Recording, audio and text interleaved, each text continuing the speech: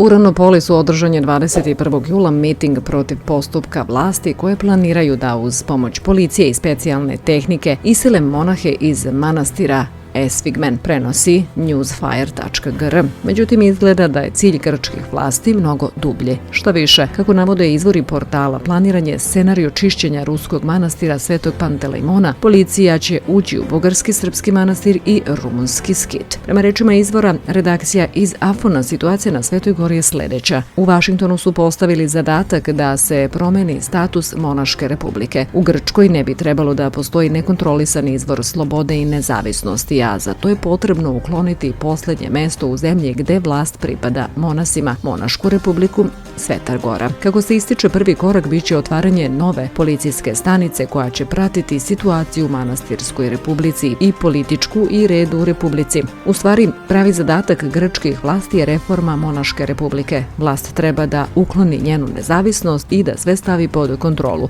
kako ne bi bilo mesta gde se mogu naći čak i potencijalni protivnici vlasti, dodao je izvor portala.